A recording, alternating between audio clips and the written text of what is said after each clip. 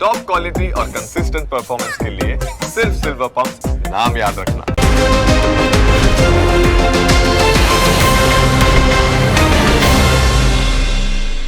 Presented by trade bulls. अब trading सबके बस की बात है।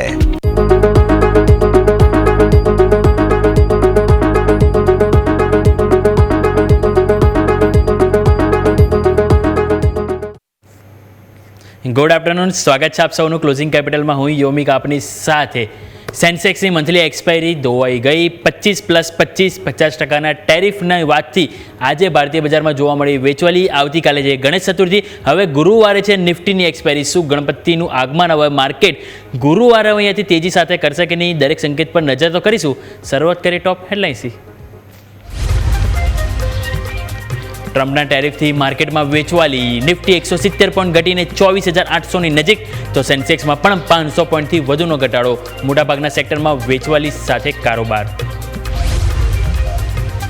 ચારે બાજુ વેચવાલીથી બેંક નિફ્ટી 500 પોઈન્ટથી વધુ ઘટીને 54,600ની નજીક. પીએનબી, કેનેરા બેંક અને બેંક ઓફ બરોડામાં સૌથી વધુ વેચવાલી.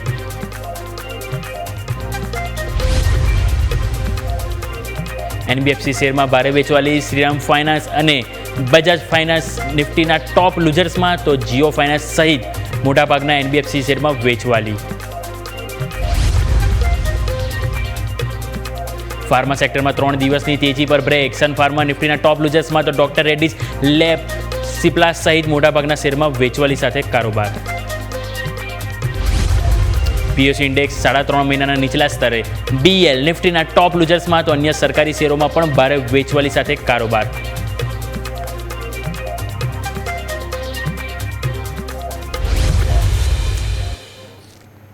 તો જઈએ હવે સમજીએ કે આજનું તો એક્સપાયરી જે હતી સેન્સેક્સની એક્સપેક્ટેશન હતી કે શોર્ટ કવરિંગ આવવું જોઈએ, પરંતુ આવ્યું નહીં. હવે છે આવતીકાલે રજા, એટલે સ્વાભાવિક છે કે હવે ડાયરેક્ટ આપણે આ એક્સપાયરીમાં આપણે અહીંથી ક્લોઝ થઈશું. હવે બીજી નેક્સ્ટ આવીશું ત્યારે બીજી એક્સપાયરી છે monthly Nifty, bank Nifty, fin Nifty, midcap Nifty, એટલે કે મલ્ટિપલ એક્સપાયરી છે. હવે જોવાનું રહેશે કે આજની એક્સપાયરીનો જે ઘટાડો છે એ નિફ્ટીની એક્સપાયરીમાં હવે સાટું વાળે છે કે નહીં, એ પણ જોવાનું રહેશે. હવે નીચે તમે જો તો મહત્ત્વના લેવલ છે એ બ્રેક જરૂરથી થયા છે, એટલે થોડો ચિંતાનો તો વિષય છે. પરંતુ હવે એક્સપાયરી મંથલી છે, એટલે સ્વાભાવિક છે કે આવા ટાઈમે કંઈ પણ આપણને થતું હોય છે, બંને તરફની દિશા જોવા મળતી હોય છે. તો આ બધા વચ્ચે લેવલ ક્યાં અહીંયાથી ધ્યાન પર રાખીશું, તો આવો સૌથી પહેલાં એને ચેક કરી લઈએ. સૌથી પહેલાં નિફ્ટી અને બાદ આપણે બેંક નિફ્ટીના લેવલો પર નક્કી કરીએ. બંનેની એક્સપાયરી છે, એટલે સ્વાભાવિક છે કે એક્શન તો માર્કેટમાં જોવા મળવાની છે. અત્યારે હાલ તમે જો નિફ્ટી 24,770 ઉપર હાલ કારોબાર કર્યો છે. જસ્ટ હમણાં રિસેન્ટલી નવા લો બનાવ્યા, 24,741ના લો આપણને બનતા જોવા મળ્યા છે. હવે ગુરુવાર માટે જ્યારે મંથલી એક્સપાયરીમાં જઈશું ત્યારે શું પ્રશ્ન એ છે કે આ જે ગેપ છે એ ગેપ શું બેંક નિફ્ટી તો ઓલરેડી પૂરો કરી દીધો છે, શું નિફ્ટી પણ ગેપ પૂરો કરવા માટે અહીં આવશે? આનો જેવું થશે તો આપણે અહીંથી ફોકસ પર રાખીશું. એ લેવલ છે 24,673, 24673 આ લેવલ છે. જે ગેપ છે, જો કોઈ પણ કારણોસર હજુ ઘટાડો આપીને જો રિવર્સલ આવવું હશે તો એક આ લાસ્ટ ડેસ્ટિનેશન છે 24,673. ત્યાં સુધી હજુ માર્કેટ જો ઘટી શકે છે, તો આ ઘટાડો હજુ પણ અહીંથી કન્ટિન્યુ રહે તો, અને અહીંયાથી આપણને ફાઇનલી યુટર્ન જોવા મળી શકે છે. એટલે પણ જરૂરી નથી કે યુટર્ન જોવા મળે જ, ત્યાં બ્રેક લે છે કે નહીં, એટલે આપણે ત્યાં વેઇટ એન્ડ વોચ પણ કરીશું. આ ગેપ પૂરો થયા બાદ અહીંયાથી યુટર્ન વાગે છે કે નહીં. એટલે પહેલું તમારા માટે આવશે 24,673. બીજું, આજનો તમારો લો બન્યો છે 24,741, રાઈટ. એટલે પહેલું તમારો આ રહેશે. જો નવો લો હજી માર્કેટ બંધ થતાં જો બને તો એ લો નેક્સ્ટ સેશન એટલે કે ગુરુવાર માટે અહીંથી મહત્વનો રહેશે. એ લો બ્રેક ના થવો જોઈએ. એ લો બ્રેક થાય તો સેકન્ડ આપણે ફોકસ રહેશે આ ગેપ ઉપર, કે આ ગેપ પૂરો થશે. જો આજનો લો, આઈ રિપીટ, આજનો લો આપણને ગુરુવારના રોજ જો અહીંથી બ્રેક થતો જોવા મળશે તો જરૂરથી આપણને આ ગેપ પૂરો થતો જોવા મળી શકે છે. અને ત્યાંથી પછી આપણે વેઇટ એન્ડ વોચ કરીશું શું આપણને રિવર્સલની સાઇન જોવા મળે છે કે નહીં. ક્લિયર? એટલે આ વાત થઈ ગઈ સપોર્ટની. હવે ઉપર તેજીનો પણ પ્રશ્ન થાય કે અહીંયાથી શોર્ટ કવરિંગ આવે તો કયા લેવલ છે કે જેના બાદ ફાઇનલી કોન્ફિડન્સ જોવા મળી શકે. તો શોર્ટ કવરિંગમાં સૌથી પહેલું લેવલ આવશે 24,860, ઇવન 24,860 કહો, 24,850 કહો. આ એક 20 થી 30 પોઈન્ટની રેન્જ છે કે જ્યાં 10 day exponential moving average, 20 day exponential moving average, 50 day exponential, ત્રણેય એવરેજનું તમે જોશો તો અહીંયાથી સંગમ આપણને ત્યાં જોવા મળી રહ્યો છે. એટલે સ્વાભાવિક છે કે આ ત્રણેય આપણે છે એને આપણે રિસ્પેક્ટ આપીશું. એટલે ઇન બિટવીન આપણે લેવલ લઈ લઈશું તે તમારા માટે થશે 24,850.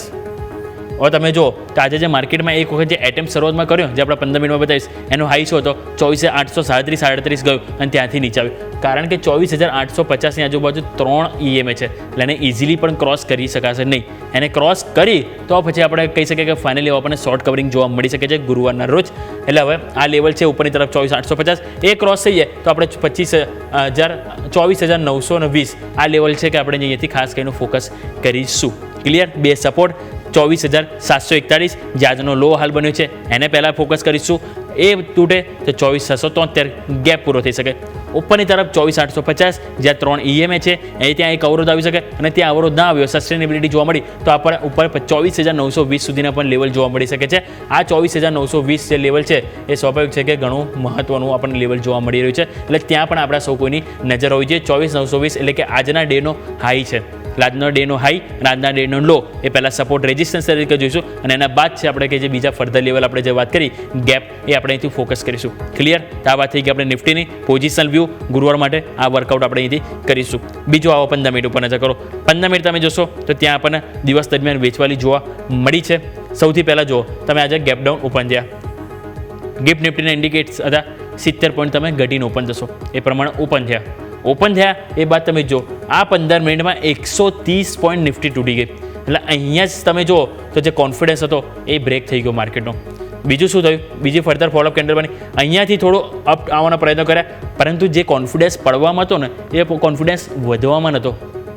ક્લિયર? તો અહીંયા તમે જો થોડું કન્સોલિડેશન કર્યું, ફરીથી ઉપર તેજી આવી, પરંતુ આ જે 10 EMA તમારું હતું 15 મિનિટમાં ત્યાંથી રિજેક્શન આવ્યું, તમે અહીંયાથી નીચે આવ્યા. ફરીથી આ એક એટેમ્પ કર્યો, 10 EMA હતું ત્યાંથી તમે અત્યારે નીચે આવ્યા અને અત્યારે તમે 24,773 એટલે અત્યારે ફરીથી તમે અહીંયા આવી ગયો છો આ લેવલ ઉપર. એટલા માટે હવે આજનો લો છે એ હવે નેક્સ્ટ સેશન ગુરુવાર માટે ઘણો મહત્વનો છે અને આજનો જે હાઈ છે એ ઘણો મહત્વનો છે. જો આજનો હાઈ તમે ક્રોસ કર્યો તો આ ઉપરની તરફ પણ ગેપ છે. આજે પણ આપણે ગેપ ડાઉન ઓપન થયા છે તો સ્વાભાવિક છે કે હવે તમે જ્યારે તેજી બતાવશો તો ચાન્સીસ રહેશે કે આ ગેપ આપણને પૂરો થતો જોવા મળી શકે. ક્લિયર? તો આ ગેપ છે કે એને પણ ફોકસ કરીએ. અરાઉન્ડ આપણને 24,920 આજુબાજુ આપણને ગેપ જોવા મળી રહ્યો છે. એટલે એ લેવલ પણ આપણે ફોકસ કરીએ. 24,920 આજનો હાઈ છે એટલે કે અહીંયા આપણને જે ઉપર બીજા એડ કરીએ 24,960 થી 970 આ લેવલ છે એ આપણે અહીંથી ફોકસ કરીશું. એટલે તેજીમાં 24,960 થી 970 સુધી જોવા મળી શકે. કારણ કે 25,000 એક અવરોધ છે, કોલ રાઇટર્સ છે. કેટલા છે OI ડેટાઓ નજર કરી લઈએ. 25,000નો આપણે નજર કરીશું OI ડેટા પ્રમાણે તો તમને ત્યાં અહીંથી જોવા મળશે. નજર કરો. હાલ જો આપણે લાઈવ આંકડો પણ એક વખત જોઈ લઈએ તો 25,000 ઉપર આપણને જોવા મળે છે 1.90 કરોડ. રાઈટ? આપણે બેંક નિફ્ટીનો એક વખત આપણે નિફ્ટીનો પણ આપણે લઈને આવીશું. નિફ્ટીનો OI ડેટા એક વખત આપણે લઈને આવીએ તો એમાં જુઓ તમને 1.90 કરોડ આપણને 25,000 ઉપર જોવા મળ્યું છે. બીજું નીચેની તરફ તમે જોશો તો 24,900 ઉપર ત્યાં પણ કોલ રાઇટર્સ 1.26 કરોડ આપણને જોવા મળી રહ્યો છે. એટલે સ્વાભાવિક છે કે ત્યાં પણ પેઇન છે આપણે. બરાબર? બીજી વસ્તુ તમે જુઓ તો 24,800 1.67 કરોડ એટલે કે એક સાથે 3 છે. તમે જો તો એક તો પહેલાં આપણે નજર કરીએ તો 25,000નું આપણે જો લેવલ જોઈએ તો 25,000 ઉપર કેટલા છે 1.90 કરોડ. રાઈટ? એના બાદ તમે જો તો 24,900 ઉપર તો 24,900 ઉપર જોવા મળી રહે છે 1.26 કરોડ અને સામે તમે 24,800 ઉપર જોશો તો ત્યાં તમને જોવા મળી રહે છે અત્યારે હાલ એ છે 1.67 કરોડ. એટલે સ્વાભાવિક છે કે અહીંયા આપણને જરૂરથી પેઇન જોવા મળી શકે છે. આવો અહીંયાથી ચાર્ટ ઉપર નજર કરી લઈએ તો નજર કરો ચાર્ટ ઉપર જે હું તમને હાઇલાઇટ કરાવી રહ્યો છું 24,800. ગઈકાલે શું હતું? પુટ રાઇટર્સ હા ભારે હતા, આપણને સપોર્ટ આપી રહ્યા હતા, પરંતુ આજે કોલ રાઇટર્સ હેવી થઈ ગયા ત્યાં. બીજું 24,900 ત્યાં પણ તમે જો 1 કરોડથી વધારે કોલ રાઇટર્સ અને મેઇન તમારા માટે 25,000 છે કે જે ખરેખરમાં એક અવરોધ રહેશે. આના માટે જો કોઈ અહીંયાથી પાર કરવું હોય તો માર્કેટમાં રિયલ મિનિંગમાં જે શોર્ટ કવરિંગ આપણે જોઈ 400 થી 500 પોઈન્ટનું જે રિવર્સલ જોવા મળે એ આવે તો આપણને અહીંથી 25,000નું પોઈન્ટ જે લેવલ છે એને આપણને બ્રેક થતું જોવા મળી શકે. અન્ટિલ જ્યાં સુધી આ લેવલો અહીંયાથી બ્રેક ના થાય 800 900 જે 3 પિલ્લર બની ગયા ત્યાં સુધી આપણે રેઝિસ્ટન્સ કરતા હું તો આપણે રિસ્પેક્ટ સપોર્ટ આપવું જોઈએ. એટલે જે સપોર્ટ આપણા માટે અત્યારે હાલ હવે જે છે એ 24,700 છે. 24,800 આજે દિવસ દરમિયાન ટકાવી રાખવાના પ્રયત્નો જોવા મળે પરંતુ એ પણ તમે ફેલ ગયા છો. એટલે આજનું ક્લોઝિંગ પણ ઘણું મહત્વનું છે. 24,800 મેક ઓર બ્રેક તરીકે લઈશું કારણ કે 24,800 લેવલ છે ત્યાં પુટ રાઇટર્સ છે. હજુ તમે જો 1.67 કરોડ કોલ રાઇટર્સ છે, સામે 1 કરોડ પુટ રાઇટર્સ પણ છે. એટલે ત્યાં થોડો કોન્ફિડન્સ હજુ પણ છે. એટલે 24,800 24,700 બે સપોર્ટ તરીકે આપણે જોઈશું. આ લેવલ જો અહીંયાથી બ્રેક થાય તો સ્વાભાવિક છે કે અહીંથી માર્કેટમાં વધારે પેનિક આવી શકે છે. પરંતુ જ્યાં સુધી આ અહીંયા સસ્ટેનેબિલિટી જોવા મળશે ત્યાં સુધી આપણે અહીંયાથી હાલ કન્સોલિડેશન વ્યૂ રાખીશું. એટલું કોઈ નહીં તેજીમાં કે નહીં મંદીમાં વિચાર નહીં કરીએ. તેજીમાં આપણે જેમ વાત કરી ત્યારે જ આપણે વિચારીશું કે જ્યારે આપણે 24,850 24,850 આ લેવલ આપણે અહીંથી ક્રોસ કરીએ, સસ્ટેનેબિલિટી જોવા મળે 15 થી 30 મિનિટ, એ બાદ જ આપણે અહીંથી તેજીનો વ્યૂ બનાવીશું. એ બાદ આપણને ફાઇનલી થોડો કોન્ફિડન્સ માર્કેટમાં તેજી તરફ જોવા મળી શકે છે. ક્લિયર? તો આ વાત થઈ ગઈ આપણે નિફ્ટીને. એક વખત ઓઆઈ ચેન્જ લઈને આવે. હવે જ્યારે એક દિવસ બાકી છે મંથલી એક્સપાયરી, તો કઈ સ્ટ્રાઇક પ્રાઇસ છે કે જ્યાં તમે જો સૌથી વધારે આજે એડ ઓન થયું 24,800. તમે આજે બહુ જ ફાઇટ આપી માર્કેટે, તમે જો 24,800 ઉપર ટકાવી રાખો, 805, 810, 820, પરંતુ ત્યાં જેવું જાય ને તરત 800 નીચે આવી જતું. કારણ કે આજે કોલ રાઇટર્સ છે કે જેમણે આજે તમે જો તો અહીંયા ભારે અહીંયાથી ફાઇટ આપી છે, અને પુટ રાઇટર્સ જો એટલો કોન્ફિડન્સ નથી બતાવી શક્યા. એટલા માટે 24,800 નીચે જ હાલ કારોબાર કરીએ છો. 24,900 ઉપર નવું એડિશન થયું, ઇવન 25,000 ઉપર તો એટલું થયું પણ નથી. તમે જો 50 લાખ આવ્યા છે, કારણ કે ઓલરેડી ત્યાં 1.5 કરોડ હતા, બીજા 50 લાખ આવ્યા એટલે થઈ ગયા 2 કરોડ. એટલે સ્વાભાવિક છે કે ત્યાં તો ઓલરેડી આપણને અવરોધ છે. સારી વસ્તુ એ નથી કે આજે પુટ રાઇટર્સ કોન્ફિડન્સ ખોવ્યો. 25,000 ઉપર તમે જો પુટ રાઇટર્સ આજે ગયા છે, ઓલમોસ્ટ 50 લાખ જેવા પુટ રાઇટર્સ ઓછા થઈ ગયા. બીજો તમારો સપોર્ટ જો 950માં ઓછો થઈ ગયો. 24,900 ઉપર પણ તમે નજર કરો તો ત્યાં પણ આપણને પુટ રાઇટર્સની સંખ્યા ઘટતી જોવા મળી છે. એટલા માટે સ્વાભાવિક છે કે પેઇન છે જો માર્કેટમાં. જેમ કરી 10, 20, 50 3 EMA આપણે ક્રોસ કરીને સસ્ટેનેબિલિટી ના બતાવીએ ત્યાં સુધી આપણે અહીંથી જે તેજીનો જે કોન્ફિડન્સ છે એ હજુ પણ અભાવ રહેશે. તો આ વાત થઈ ગઈ આપણે ઓઆઈ ચેન્જ. ક્લિયર? તો આ વાત થઈ ગઈ આપણે નિફ્ટીની. હવે ત્યાં ફોકસ રહેશે. પરંતુ જેમ વાત કરીએ કે નિફ્ટીની સાથે આપણે એક્સપાયરી છે બેંક નિફ્ટીની પણ. તો બેંક નિફ્ટીનું લેવલ શું કર્યું છે? કારણ કે માર્કેટમાં જે દબાણ આપનારું છે એ તો મેઇન બેંક નિફ્ટી જ છે. તો હવે એનો એક વખત ચાર્ટ ઉપર નજર કરી લઈએ. સૌથી પહેલાં ડેઇલી ચાર્ટ આપણે નજર કરીએ, પોઝિશનલ વ્યૂ જોઈ લઈએ. થોડો આપણો પોઝિશનલ વ્યૂ તમે જો, ગઈકાલે મેં શું કીધું હતું? 54,900 એ ઘણો મહત્વનો લેવલ છે. એ લેવલ તમારું આ હતું. આપણે વાત કરી હતી એ લેવલ તૂટશે, ઓલરેડી મેં લાઇન ડ્રો કરી લીધી. તમે કીધું 54,500નું લેવલ તમને જોવા મળશે, અને આજનો લો તમે નજર કરો 54,448. અત્યારે તમે એક્ઝેક્ટ 54,500 અહીંયા જ કારોબાર કરી રહ્યા છો, રાઈટ? એટલે હવે અહીંયા જોવાનું એ રહેશે કે આજે ક્લોઝિંગ ક્યાં આવે છે. જો આજનું ક્લોઝિંગ 54,500ની ઉપર આવ્યું તો 54,500 હજી પણ આપણે સપોર્ટ તરીકે જોઈશું. કારણ કે આજે તમે જો એક વખત 54,500ની નજીક આવે બાદ 700 સુધી ગયું, અત્યારે ફરીથી દબાણ આવે 500 ઉપર જ હજી સસ્ટેનેબિલિટી લેવાનું, એટલે કે ત્યાં થોડો ટકવાનો પ્રયત્ન જોવા મળી જાય. કારણ કે ત્યાં પુટ રાઇટર્સ પણ છે. એટલા માટે 54,500 એને આપણે રિસ્પેક્ટ આપીશું, અને નીચે ક્લોઝિંગ આવે એ બાદ આપણે રિવ્યૂ કરીશું ક્લોઝિંગ કરતાં ફેરી. પરંતુ એઝ ઓફ નાવ 54,500 એને આપણે અહીંયા રિસ્પેક્ટ આપીશું. કોઈ કારણોસર એ લેવલ બ્રેક થઈ જાય તો 54,058 સુધીની લેવલ જોવા મળી શકે. એટલે કે આ જે ગેપ છે એ ગેપ પૂરો થતો જોવા મળી શકે. મે મહિનામાં ગેપ હતો બેંક નિફ્ટીમાં. તમે જુઓ અહીંયા આ તમારી કેન્ડલ બની હતી ડોજી કેન્ડલ પર ડાયરેક્ટ તમે આ ગેપ સાથે અહીંયાથી ઓપન થયા હતા, રાઈટ? અને પછી તમે જો માર્કેટમાં સતત તેજી જ જોવા મળી છે. અહીંયા તમે આ ગેપ પૂરો નહોતો કર્યો, એટલે ચાન્સીસ છે કે આ જે ગેપ છે એ પૂરો થતો જોવા મળી શકે. ક્યારે? જો 54,500 નીચે ક્લોઝિંગ આવે અને આપણને ગુરુવારે થોડું ફર્ધર ડાઉન સાઇડ, કે આજનો લો તમે ગુરુવારે બ્રેક કરો છો તો ચાન્સીસ રહેશે કે આ ગેપ આપણને પૂરો થતો જોવા મળી શકે, અને ફાઇનલી પછી તમને અહીંથી તેજીનું રિવર્સલ જોવા મળે છે. કારણ કે આજે તેજી પણ આવી તો નજર કરો એ લેવલ પણ તમારું 54,000 હતું, રાઈટ? એટલે કે 54,058, 60 લેવલ છે, ઘણું મહત્વનું છે 54,000, કે જ્યાં તમે જો ફાઇનલી આમ ઘટાડો આવ્યો ત્યાંથી પછી ફાઇનલી તમે તેજી બનાવી અને નવા રેકોર્ડ હાઈ બાજુ તમે ગયા હતા, રાઈટ? એટલા માટે આ લેવલ છે કે જેને આપણે ફોકસ કરીશું. 54,500 એ જે તમારું ક્લોઝિંગ નીચે આવે અને ફર્ધર ડાઉન સાઇડ જોવા મળે તો ગેપ પૂરો થશે 54,058. હવે માની લો 54,058 આવ્યું, કાં તો 54,500થી જ રિવર્સલ જોવા મળ્યું, તો ઉપરની તરફ કયા લેવલ ફોકસ કરો? સૌથી પહેલું આવશે 55,068. કારણ કે તમે જોશો તો આજનો જે હાઈ જોવા મળે છે આજે ઘટાડાનો, આજે રેડ જે કરેક્શનવાળી જે કેન્ડલ છે પહેલાં ત્યાં એને ક્રોસ ઓવર જરૂરી છે. એટલા માટે આપણે પહેલું લેવલ લઈશું 55,068, કારણ કે ત્યાં કોલ રાઇટર્સ પણ આવી ગયા છે આજે 55,000 લેવલને નીચે આવે તો. બીજી વસ્તુ તમારા માટે આવશે 10 ડે એક્સપોનેન્શિયલ મૂવિંગ એવરેજ 55,307 આ લેવલ, કે અહીંયા તમે તેજી બતાવો તો જોવાનું રહેશે કે આ જે કેન્ડલ આવે છે 10 EMA શું એને અહીંયાથી ક્રોસ કરીએ છીએ કે નહીં. એ ક્રોસ કરીએ તો એ બાદ આપણે ફરીથી થોડું રિવાઇઝ કરીશું લેવલ, અને આપણે અહીંયાથી ફરીથી વ્યૂ તેજી તરફ બને. પરંતુ જ્યાં સુધી તમે 10 EMA ની નીચે છો આ જ રીતે આપણને એક વેચવાલીની ટપલી મારતી જોવા મળી શકે છે માર્કેટમાં. એટલા માટે નીચે 54,500 એની ઉપર ક્લોઝિંગ જોઈએ, ના આવ્યું અને ફર્ધર ડાઉન સાઇડ જોવા મળ્યું તો 54,058 જે ગેપ પૂરો થતો જોવા મળી શકે, અને રિવર્સલ આવ્યું તો પહેલાં 55,068 એટલે કે આજનો હાઈ એ ક્રોસ થવો જરૂરી છે. ક્લિયર? આ વાત થઈ ગઈ આપણે પોઝિશનલ વ્યૂ, જે આપણે ગુરુવાર માટે ખાસ કરીને આ લેવલ અહીંયાથી ફોકસ કરીશું. આવો 15 મિનિટ ઉપર નજર કરીએ. 15 મિનિટ તમે નજર કરો તો 15 મિનિટના તમે જો સેમ વે નિફ્ટીની જેમ અહીંયા પણ તમને વેચવાલી જોવા મળી છે. ઓલરેડી તમે જો 25 તારીખે કોન્ફિડન્સ થોડો તમે ઘટી જ ગયા હતા. બીજું તમે અહીંયા નજર કરો, આજે જે ઓપનિંગ થયું તમારું ઓપનિંગમાં તમારું જે લેવલ હતું 55,000 આજુબાજુ, અને પહેલી 15 મિનિટમાં તમે નજર કરશો તો ઓલમોસ્ટ 300 થી 350 પોઈન્ટ તમે જો તો બેંક નિફ્ટી અત્યારે પહેલી 15 મિનિટમાં જ નીચે આવી ગયું. એટલે ત્યાં જ કોન્ફિડન્સ નિફ્ટીની જેમ અહીંયા પણ સેમ જોવા મળ્યું. બીજું તમે જો થોડું અહીંથી વધવાનું ચાન્સીસ જોવા મળે. 10 EMAથી રિજેક્શન, ફરીથી 10 EMA આવ્યું અને ત્યાંથી તમે અત્યારે નીચે આવી ગયા અને અત્યારે તમે 54,500 એક્ઝેક્ટ આ લેવલ છે જે આપણે લાઇન ડ્રો કરેલી છે ત્યાં તમે કામ કરી રહ્યા છો. એટલા માટે 54,500 એ લેવલ જેમ વાત કરી એને ફોકસ કરીશું, રાઈટ. તો આવો અહીંયાથી ઓઆઈ ડેટા એક વખત નજર કરી લે ફટાફટ.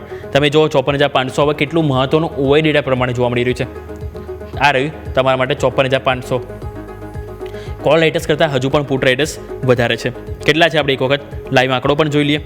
2.13 કરોડ. 54,500 ઉપર પુટ રાઇટર્સ તમે જો તો અત્યારે હાલ તમને જોવા મળી રહ્યા છે એ છે 10 કરોડ. 10 કરોડ નહીં પરંતુ 10 લાખ અત્યારે હાલ આપણને જોવા મળી રહ્યા છે. અને આ તમે જોશો જે તમારા માટે આંકડો છે 7.70 લાખ જોવા મળી રહ્યા છે. એટલે હજુ પણ કોલ રાઇટર્સ કરતાં પુટ રાઇટર્સ વધારે છે. એટલા માટે મેં શું કીધું કે કોઈ કારણસર આજે ક્લોઝિંગ ઉપર આવે તો આપણે એને સપોર્ટ તરીકે જોઈશું 54,500. કોઈ કારણસર 54,500 તો પછી આપણે વાત કરી હતી 54,058. 54,000થી મેં કીધું રિવર્સલ જોવા મળી શકે કારણ કે 54,000 તમારો એક સ્ટ્રોંગ સપોર્ટ ઝોન છે, ડિમાન્ડ ઝોન છે, એટલે કે ખરીદીની એક ઝોન છે કે જ્યાંથી આપણને રિવર્સલ જોવા મળી શકે. જ્યાં કોલ રાઇટર્સ ના બરાબર છે તો પુટ રાઇટર્સ છે અને એની સંખ્યા તમે જો 10 લાખ આજુબાજુ જોવા મળી છે. એટલે અત્યારે હાલ તમારા માટે આ બે સપોર્ટ તરીકે જોઈશું. આગળ અવરોધ મેં તમને વાત કરી 55,000નું લેવલ છે. આજનો હાઈ પણ તમે જો 55,000 નજીક જ છે, ત્યાંથી જ તમે નીચે આવ્યા. ઓલરેડી તમે જોશો તો 55,000 ઉપર અત્યારે હાલ આપણને જોવા મળી રહ્યા છે 16.73 લાખ અત્યારે આપણને જોવા મળી રહ્યા છે. એટલે નો ડાઉટ અહીંયા આપણને સંખ્યા ઘણી મોટી જોવા મળી છે. અને બીજું 55,500 ઉપર તમે જોશો તો 22 લાખ આપણને જોવા મળી રહ્યા છે. એટલા માટે સ્વાભાવિક છે જે રીતે શોર્ટ કવરિંગ નિફ્ટીમાં આવે એવું બેંક નિફ્ટીમાં આવે એ પોસિબલ ત્યારે જ થશે કે જ્યારે તમે અહીંથી 55,000નું લેવલ તમે ક્રોસ કરો છો તો. સ્વાભાવિક છે કારણ કે આપણને ડેટા જોવા મળી રહ્યો છે કે આપણને હાલ વ્યૂ નેગેટિવ ઇવન ઓવાઈ ચેન્જ તમે જો થોડું વધારે ક્લિયરન્સ આવશે. ઓવાઈ ચેન્જમાં તમે નજર કરશો તો ત્યાં તમે જો સેમ વે નિફ્ટીની જેમ બેંક નિફ્ટીમાં પણ તમે જો પુટ રાઇટર્સ કોન્ફિડન્સ ખોઈ ચૂક્યા છે. બીજું કોલ રાઇટર્સ આવ્યા તમે જો અહીંયાથી 55,000 ઉપર 54,600 500 700 800 900 કોઈ સ્ટ્રાઇક પ્રાઇસ બાકી નહીં રાખી. દરેકમાં તમે જો તો કોલ રાઇટર્સનું એડ ઓન થયું છે.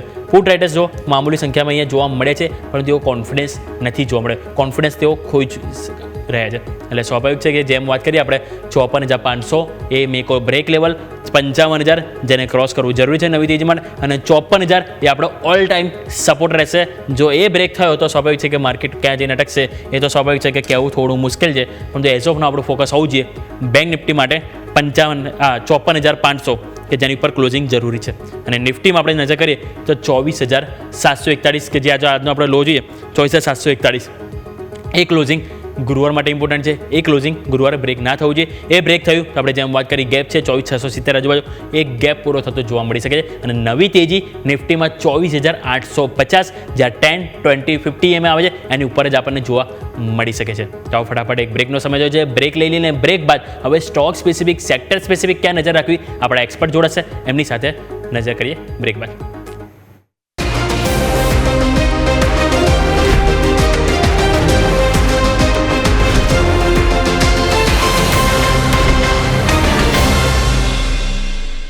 બ્રેક બાદ આપનું સ્વાગત છે. તો 24,770 ઉપર હાલ નિફ્ટી જોવા મળી રહી છે. બેંક નિફ્ટી નજર કરો તો 54,500નું લેવલ ત્યાં પણ બ્રેક થતું જોવા મળ્યું છે. પરંતુ જેમ વાત કરી હજી સ્વાભાવિક છે ક્લોઝિંગનો થોડો ટાઈમ છે, 40-42 મિનિટની વાર છે. ટાઈમ આપીએ ક્લોઝિંગ ક્યાં આવે છે હવે નજર ત્યાં હોવી જોઈએ કારણ કે સેન્સેક્સની જે એક્સપાયરી હતી એ ખેલ ઓલમોસ્ટ હવે પૂરો થઈ ગયો છે. હવે જો અપટીક આપણને જોવા મળે કે ડાઉન સાઇડ પણ વધારે જોવા મળે તો પ્રીમિયમમાં એ લોકો કોઈ ખાસ અહીંથી ફરક નહીં મળે. આ જે ફરક પડશે એ સ્ટોક સ્પેસિફિક આપણને અહીંથી જોવા મળશે. પરંતુ સેન્સેક્સની જે એક્સપાયરી છે એ આજે ભારે આપણને પેઇનફુલ જોવા મળી છે. 650 અંકનો ઘટાડો ઓલમોસ્ટ તમે જોશો 0.5% પણ વધારે મજબૂરી શું કહેવાય અહીંયાથી જોવા મળી છે વેચવાલી. તમે જો અત્યારે 80,990 લેવલ અત્યારે હાલ આપણને જોવા મળે છે એટલે 81,000ની પણ નીચે અત્યારે હાલ કારોબાર કરી રહ્યા છો.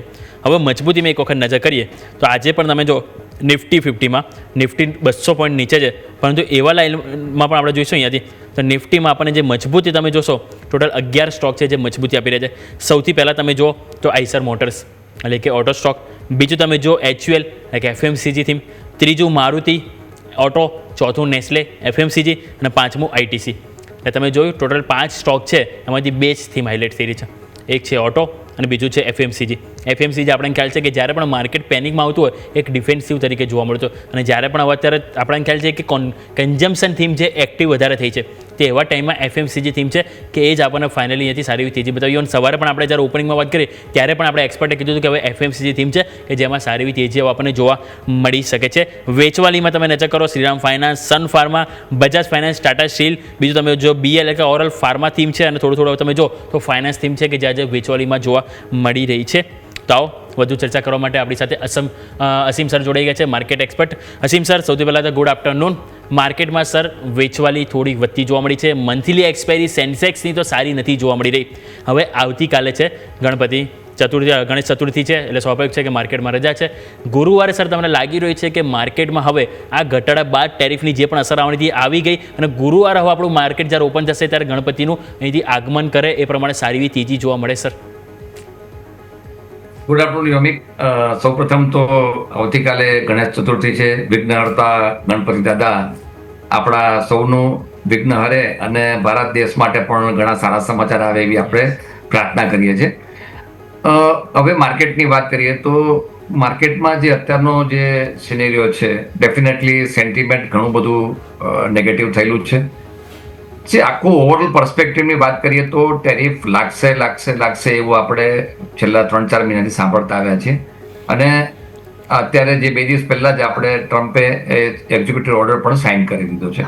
સો નાઉ ઇટ ઇઝ કન્ફર્મ કે ટેરિફ લાગશે, સિવાય કે એમનું મન પાછું આવતીકાલે ફરે તો. પણ હવે એ વસ્તુ આપણે અત્યારે સમજીને ચાલીએ છીએ કે 50% ટેરિફ આપણા ઉપર લાગેલો છે.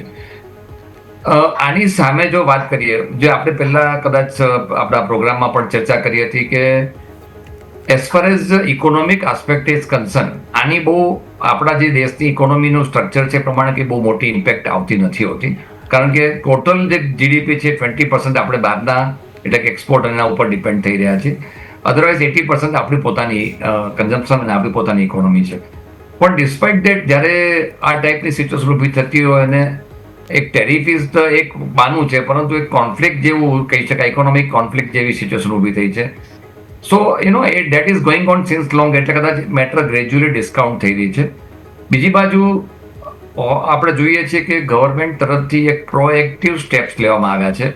જીએસટીના રિફોર્મ્સ છે, અને આજે જે એક્સપોર્ટર સાથેની મિટિંગ છે, એક્સપોર્ટર્સને એના બેનિફિટ આપવાની વાત છે. બીજી બધી કન્ટ્રી સાથે આપણે એવું કરીએ કે જેથી કરીને અમેરિકા સાથેના ટ્રેડના કારણસર જે નુકસાન થાય એ ભરપાઈ થઈ શકે. એટલે ફ્રોમ ઓલ ફ્રન્ટ મને એવું લાગે છે કે સરકાર આ બધા માટે એક્ટિવ છે. અને સૌથી મોટી વસ્તુ કહીશ કદાચ કે જીએસટીના જે રેટ્સ રિફોર્મ્સ છે that will definitely help domestic as well as export માટે બી કોસ્ટ ઓછી થાય એના માટે પ્રયત્નો થઈ રહ્યા છે. એટલે આ એક આખી બે બાજુની આપણે સિચ્યુએશન જોઈ રહ્યા છીએ કે જ્યાં ઇન્ટરનલ ઇકોનોમી આપણી ઘણી બધી બેટર દેખાઈ રહી છે. As far as export is concern થોડુંક આપણને ચોક્કસ એક વિચારવા માટેનો ટાઈમ આપણને મળી રહ્યો છે. હવે માર્કેટની વાત કરીએ તો માર્કેટમાં અલગ અલગ સેક્ટર ઉપર અલગ અલગ ઇમ્પેક્ટ આવી શકે એવું છે, અને એ ગ્રેજ્યુઅલી આપણે ડિસ્કાઉન્ટ થતી જોવાઈ રહી છે. આવતીકાલ ચોક્કસ રજાનો દિવસ છે, આજે એક્સપાયરી છે, ગુરુવારે એનએસસીની નિફ્ટીની એક્સપાયરી આવશે. એટલે એ એક આખું માર્કેટનો સેન્ટિમેન્ટ થોડો એમાં વોલેટાઇલ રહી શકે છે, અને કદાચ મારી દ્રષ્ટિએ જે રીતે આજનું માર્કેટ છે પ્રમાણે થોડું ફર્ધર ડાઉનવર્ડ જાય એવી શક્યતા દેખાઈ રહી છે. પણ યમિક, મારું જેમ વારંવાર કહેવાનું છે કે માર્કેટ ક્રાઇસિસમાં તો માર્કેટમાં જ્યારે નેગેટિવ ફેક્ટર હોતા હોય ત્યારે એક બાઇંગ ઓપોર્ચ્યુનિટી બનતી હોય છે. આપણે બાય કરવા માટેની ઉતાવળ નથી કરતા, પણ કોઈ એવું પેનિક થવાની કોઈએ જરૂર નથી. We will definitely come out of this trauma. અને કદાચ ગુરુવારે હું કદાચ એવું નથી માનતો કે મોટું માર્કેટ બાઉન્સ બેક કરે, સિવાય કે કોઈ એવું એક્સ્ટ્રા ઓર્ડિનરી અનાઉન્સમેન્ટ આવે તો. કારણ કે એવા સમાચાર પણ છે કે હજી નેગોશિએશન તો ચાલી જ રહ્યા છે, અને હોપફુલી જો કંઈ એમાં પોઝિટિવ થાય તો એની ઇમ્પેક્ટ આવે. અધરવાઇઝ એમ માનીએ કે નથી થવાનું તો માર્કેટ હજી થોડું ડાઉનવર્ડ જઈ શકે એવું છે. થોડું કોશન આપણે રોકાણકારો રાખવાનું છે, પણ વોચફુલ રહીશું. I am not at all negative about the market. ખાલી અત્યારે ફોર અ વાઇલ થોડું કોશન રાખવાની એડવાઇસ છે. જી બિલકુલ, તો થોડુંક કોશન રાખવાની અહીંયાથી સલાહ છે. અને ખાસ કરીને સરે જેમ વાત કરી કે જ્યારે પણ માર્કેટ ઘટે તો એક આપણને ખરીદીની ઓપોર્ચ્યુનિટી મળતી હોય છે. તો સર, હવે ખરીદીની ઓપોર્ચ્યુનિટી હવે દર્શકોને અહીંયાથી જોવી હોય, આપણે આજના દિવસે એ તો ખ્યાલ આવી ગયો એફએમસીજી છે, આઈટી સેક્ટરે જે થોડું લીડ કરી રહ્યું છે. કમ્પેર ટુ અધર સેક્ટર જોઈએ તો આઈટીમાં થોડો ઓછો ઘટાડો છે, એફએમસીજીમાં સારી એવી તેજી જોવા મળે છે. તો સર, આ બે સેક્ટર ઉપર અત્યારે ફોકસ રાખીશું કે બીજા કોઈ સેક્ટર પણ છે કે જેની ઉપર અત્યારે હાલ આપણે અહીંથી રોકાણ માટે ખાસ કરીને અહીંથી ઘટાડે, અહીંયાથી ઓપોર્ચ્યુનિટી આપણે જોવી જોઈએ સર? જેમ આપણે જ્યારે લાસ્ટ વખત વાત હતી ત્યારે જે સોફ્ટવેર અને જે ટેકનોલોજી સેક્ટરની વાત થઈ હતી ત્યારે જ મેં કહ્યું હતું કે આપણી કંપનીઓ બહુ જ કેપેબલ છે, અને જે છેલ્લા 3-4 દિવસથી જે એનાઉન્સમેન્ટ જોવાઈ રહ્યા છે કે આજ સમજી લો કે HCL ટેક છે તો એમણે AI સાથે જે કોલાબોરેશન કરીને એના પ્રોડક્ટ લોન્ચ કરવાની વાત કરી છે અને બેન્કિંગ સેક્ટરમાં AIનો ઉપયોગ કરીને સોફ્ટવેર ડેવલપ કરવાની વાત છે. એટલે as far as technology sector is concern negative કંઈ નથી બનતું, કે નેગેટિવ એક જ પોઈન્ટ છે કે જે because of the geopolitical situation અને જે ટ્રમ્પ ટેરિફની વાત કરીને જો વિઝામાં કંઈ આપણે રિસ્ટ્રિક્શન આવી દે તો એ બધી ઇમ્પેક્ટ થોડી પડી શકે છે. એ જે ફિયર છે એના કારણસર આપણે નેગેટિવ દેખાઈ રહ્યું છે. પણ એઝ ફાર એઝ તમે જો ક્વાર્ટર રિઝલ્ટ જોશો તો રિઝલ્ટ તો કેશ જનરેટ સારા થઈ જ રહ્યા છે. Growth is સર્ટનલી concern.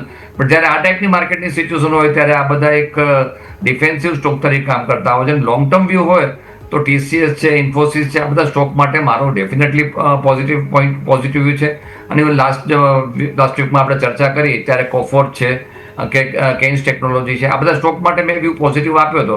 એટલે હું આ સેક્ટર માટે જરૂરથી પોઝિટિવ છું. ઓનલી થિંગ અત્યારનો જે સમય છે થોડો ચેલેન્જ છે, એટલા કારણસર જે માર્કેટ એને ડિસ્કાઉન્ટ કરવું જોઈએ એ માર્કેટ ઉપર અપવર્ડ મુવમેન્ટમાં રિસ્ટ્રિક્શન આવે છે. પણ રોકાણકારોએ આમાં કોઈ ચિંતા કરવાની જરૂર નથી. બીજું જે FMCG સેક્ટર છે, આપણે જેમ વાત કરી, ગુડ મોન્સૂન, GSTના રિફોર્મ્સ, 12 લાખ સુધીના જે ઇન્કમ ટેક્સના બેનિફિટ, આ બધા કારણસર દરેક ઇન્ડિવિજ્યુઅલ પાસે ઇન્વેસ્ટેબલ સરપ્લસ રહે એવી શક્યતા છે. દેટ વિલ આઈધર ઇન્વેસ્ટમેન્ટમાં જશે અથવા કન્ઝમ્પશનમાં જશે. તો હું સ્વાભાવિક રીતે માનું છું કે આ એક બહુ સારી આપણને મુવમેન્ટ આવનારા સમયમાં જોવા મળશે. તો FMCG સેક્ટર અને જે કન્ઝ્યુમર ડ્યુરેબલ્સ છે એમાં પણ એક સારી તેજી આવી શકે છે. પણ આ બધાની વચ્ચે મને જે ત્રીજું સેક્ટર લાગે છે કે જે મને એમ લાગે છે કે ઇન્વેસ્ટરે ધ્યાન રાખવું જોઈએ, that is power generating sector, power equipments. એટલે એમાં બધું જ આવી ગયું. બહુ વાઇડ સેક્ટર છે. કેબલ છે, પાવરના ઇક્વિપમેન્ટ્સ છે, પાવર જનરેટિંગ છે અને પાવર ડિસ્ટ્રીબ્યુશન છે. આ બધા માટે મારો પોઝિટિવ છે. આમાં મને કોઈ પણ એંગલે નેગેટિવ દેખાતું નથી. સો એના ઉપર પણ ફોકસ રાખી શકાય.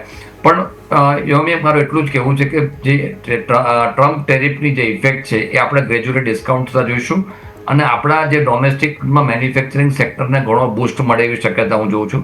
સો in all view is optimistic. હા, એક વસ્તુ ચોક્કસ છે કે ટેમ્પરરી હજી આપણને 5, 7, 10 દિવસના વર્કિંગ જોવા પડશે. Watch is the real impact, કારણ કે FII કોન્સ્ટન્ટ વેચવાલ છે એટલે સેન્ટિમેન્ટ થોડું બગડેલું છે. પણ લેટ્સ વેઇટ એન્ડ વોચ. કોઈ પેનિક થવાની જરૂર નથી. જી બિલકુલ, તો પેનિક કરવાની જરૂર નથી. જેમ સરે વાત કરી FMCG, કન્ઝ્યુમર ડ્યુરેબલ અને ખાસ કરીને પાવર સાથે જોડાયેલા જે સેક્ટર છે એની ઉપર ખાસ કરીને ફોકસ હોવું જોઈએ. સર, IT સેક્ટરમાં મારે એક બીજું એ પણ વાત કરવી છે કે આપણે IT થીમ સ્ટોક જોઈએ છેલ્લા 3-4 દિવસથી આપણને ટ્રેડિંગ સેશનથી આપણને વધવાના થોડા સંકેત આપી રહ્યું છે. ઇવન માર્કેટને જે થોડો ઘણો લીડ પણ આપી રહ્યો છે એ IT સેક્ટર જ આપી રહ્યું છે, રાઈટ? હવે સર મારે પૂછવું છે કે જે લાસ્ટ ક્વાર્ટર તો જોઈએ જે પરિણામ આવ્યા એટલે કોઈ ખાસ આપણને સારા રહ્યા નથી. તો સર હવે આવનારું ક્વાર્ટર IT સેક્ટર માટે આઉટ પરફોર્મ રહે એટલી સંભાવના તમે કેટલી જોઈ રહ્યા છો? અને બીજી વસ્તુ કે એઝ અ રોકાણકાર તરીકે એમને અહીંયાથી જે પરફોર્મન્સ તરીકે કયા સેન્ટિમેન્ટ અને કયા ઇન્ડિકેટર્સ છે કે જેમણે એમના જે પરફોર્મન્સ છે જજ કરવા માટે ખાસ કરીને તેઓ ફોકસ કરવો જોઈએ? સર,